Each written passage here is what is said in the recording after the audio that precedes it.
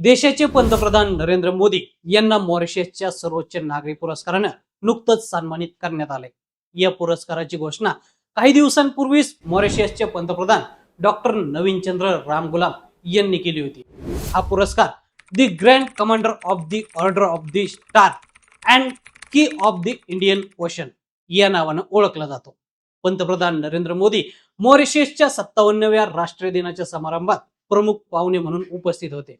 त्यामुळं ते नुकतेच 2 दिवसांच्या मॉरिशस दौऱ्यावर देखील होते। पंतप्रधान मोदी मॉरिशसला पोहोचल्यावर त्यांचं स्वागत तेथील महिलांनी पारंपरिक बिहारी गीत गवई गाऊन केलं। आता तुम्हाला प्रश्न पडला असेल की बिहारी गाणं आणि मॉरिशसमध्ये?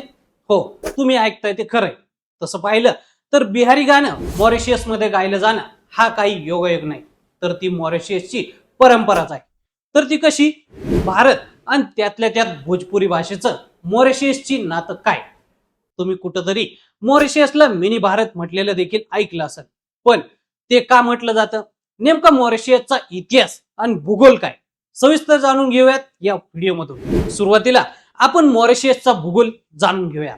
मॉरिशस हा आफ्रिकेजवळील हिंद महासागरातील एक बेट देश आहे। आता इथली लोकसंख्या जवळपास 12 लाखांहून अधिकची आहे, पण त्यातली 70% लोकसंख्या ही भारतीय वंशाची आहे। बसला ना झटका? हो, खरंय। एका रिपोर्टनुसार मॉरिशसची एकूण जी लोकसंख्या आहे त्यापैकी जवळपास 52% लोक हिंदू, तर 30.7% लोक ख्रिश्चन, तर 16.1% लोक मुस्लिम, तसेच 2.9% लोक हे चीनी देखील आहे। आता तसं पाहायला गेलं तर मॉरिशसची मुख्य भाषा ही मॉरिशियन क्रेओल ही आहे, पण इथं भारतीय भाषा आणि चालीरीती सर्रास पाहायला मिळतात। इथं भोजपुरी भाषा देखील मोठ्या प्रमाणात बोलली जाते। सर्वाधिक विशेष बाब म्हणजे मॉरिशसचे पहिले पंतप्रधान शिवसागर रामगुलाम हे बिहार मधल्या भोजपूर जिल्ह्यातलेच होते। आता येऊयात मॉरिशसच्या इतिहासाकडे। हे बघा, आता तुम्हाला मॉरिशसचा इतिहास समजून घ्यायचा असेल तर तुम्हाला 18व्या शतकात यावं लागेल, कारण ही गोष्ट 18व्या शतकातलीच आहे। भारतात दुष्काळ आणि भूकबळीनं जवळपास 3 कोटी लोकांचा मृत्यू झाला होता, आणि त्यावेळी नुकतीच इंग्रजांनी आपली भारतावरची पकड मजबूत करायला सुरुवात केली होती। इंग्रजांनी याच गोष्टीचा फायदा घेतला आणि त्यातून एक मार्ग काढला, आणि तो द ग्रेट एक्सपेरिमेंट नावानं ओळखला जातोय। त्या अंतर्गत मजुरांना कर्जाच्या बदल्यात काम करण्याची ऑफर दिली गेली। थोडक्यात, जर एखाद्या मजुरावर कर्ज असलं तर त्याला ते फेडता येत नसलं तर त्यानं इंग्रजांची गुलामी करायची। त्यासाठी एक ठराविक काळ निश्चित करण्यात आला, आणि गुलामीच्या बदल्यात मजुरांची कर्जातून मुक्तता व्हायची। असं म्हटलं जातं की याच काळात इंग्रजांना साखरेच्या चहा आणि कॉफीची सवय लागली। त्यावेळी साखरेचं उत्पादन कॅरेबियन आयलंड म्हणजेच मॉरिशस आणि आसपासच्या बेटांवर व्हायचं। त्यामुळं इंग्रजांनी कॅरेबियन बेटांवर ऊसाची शेती वाढवायला सुरुवात केली, आणि ही शेती करण्यासाठी भारतातील काही मजुरांना मॉरिशसला नेण्यात आलं। पुढे 10 सप्टेंबर 1834 मध्ये कोलकात्याहून एटलस नावाच्या जहाजातून 36 बिहारी मजूर मॉरिशसला गेले। तब्बल 53 दिवसांच्या प्रवासानंतर हे मजूर 2 नोव्हेंबर 1834 ला जहाजातून मॉरिशसला पोहोचले, आणि त्यामुळेच हा दिवस मॉरिशस मध्ये स्थलांतरित दिवस म्हणून साजरा केला जातोय।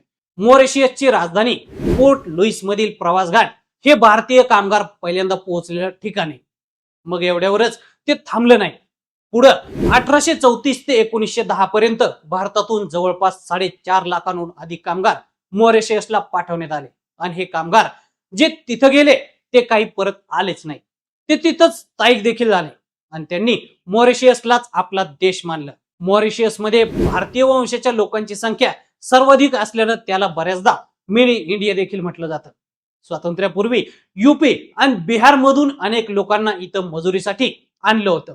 या लोकांनी मॉरिशस मध्ये भोजपुरी आणि हिंदी भाषा लोकप्रिय केल्या। त्यामुळं आता तिथले जवळपास 54% लोक भोजपुरी बोलतात। खरं तर 5 वर्षाच्या करारामुळे ते कामगार कालावधी संपण्यापूर्वी पुन्हा भारतात येऊ शकत नव्हते, आणि 19व्या शतकात जवळपास सर्व देशांमध्ये साखरेचं उत्पादन सुरू झालं। पुढे औद्योगिक क्रांती आली आणि लोक त्यांच्या हक्कासाठी लढू लागले। असं म्हटलं जातं की 1931 साली मॉरिशस मध्ये 68% लोक भारतीय होते। या ठिकाणी मजुरीसाठी आलेल्या कुटुंबात रामगुलाम यांचं कुटुंबही होतं। त्यांनी मॉरिशसला इंग्रजांपासून स्वातंत्र्य मिळवून दिलं। मग काय, 1935 साली मोहित राम गुलाम यांचे चिरंजीव शिवसागर राम गुलाम इंग्लंडहून शिक्षण घेऊन मॉरिशसला परतले.